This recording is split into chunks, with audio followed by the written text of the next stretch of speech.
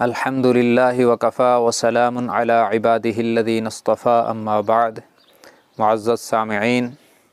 تذکرہ علی رضی اللہ تعالی عنہ میں آج ہم آپ کی خدمت میں تیسری قسط کے ساتھ حاضر ہیں۔ سامعین محترم، مکہ مکرمہ کی دھرتی پر جب ختم نبوت کا آفتاب طلوع ہوا تو جن خوش نصیبوں نے اس آفتاب کی کرنوں سے سب سے پہلے استفادہ کیا،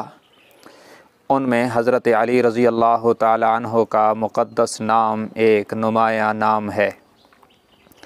سامعین محترم، حضرت علی رضی اللہ تعالی عنہ کی یوں تو ساری زندگی سعادتوں سے بھری ہوئی ہے،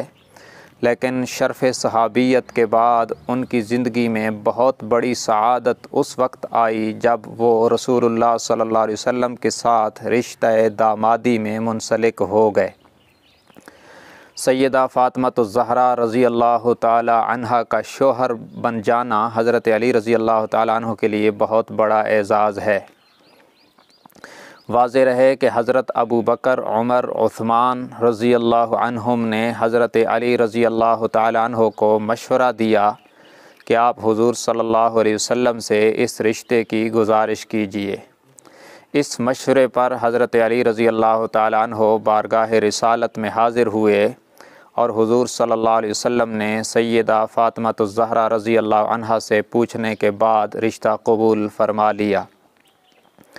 پھر اس میں جو حق مہر ہوا اور جو شادی کے اخراجات ہوئے وہ حضرت عثمان رضی اللہ تعالی عنہ نے ادا کیے، اور اس پر آپ صلی اللہ علیہ وسلم نے خوشی کا اظہار فرمایا اور حضرت عثمان کے لیے دعائیں فرمائیں، اور شادی کا سامان خریدنے کے لیے حضرت ابو بکر صدیق رضی اللہ تعالیٰ عنہ کی ڈیوٹی لگی، اور جب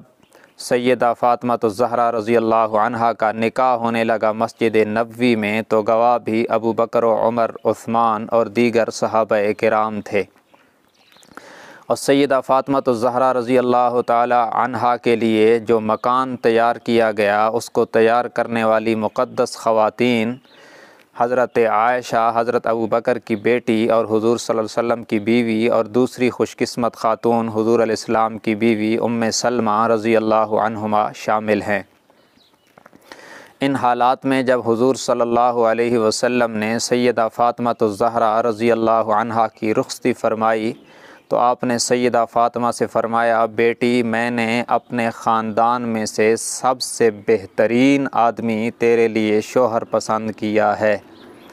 یہ بھی حضرت علی رضی اللہ تعالیٰ عنہ کا اعزاز ہے کہ انہیں حضور اکرم صلی اللہ علیہ وسلم نے اپنے خاندان میں سے سب سے بہترین فرما دیا، اور آپ کی لاڈلی صاحبزادی جنتی عورتوں کی سردار سیدہ فاطمہ الزہرا رضی اللہ تعالی عنہا کا شوہر منتخب کیا، پسند فرمایا، جو کہ حقیقتاً اللہ کی پسند پر یہ فیصلہ ہوا، اس لیے کہ آپ صلی اللہ علیہ وسلم نے فرمایا، میں نے کسی خاتون سے نکاح کیا نہیں اور میں نے اپنی بیٹی کا نکاح کہیں کر کے دیا نہیں جب تک کہ جبرائیل امین نے آ کر اللہ کا فرمان اور آرڈر نہیں سنایا۔ گویا کہ آسمانوں سے جبرائیل نے اتر کر حضور اکرم صلی اللہ علیہ وسلم کو اللہ کا فرمان سنایا کہ اللہ نے آپ کی بیٹی فاطمہ کے لیے علی رضی اللہ تعالی عنہ کو بطور شوہر پسند کر لیا ہے، تو اس پر حضور اکرم صلی اللہ علیہ وسلم نے عمل فرمایا اور حضرت علی رضی اللہ تعالی عنہ کو اپنے رشتہ دامادی میں منسلک کر دیا۔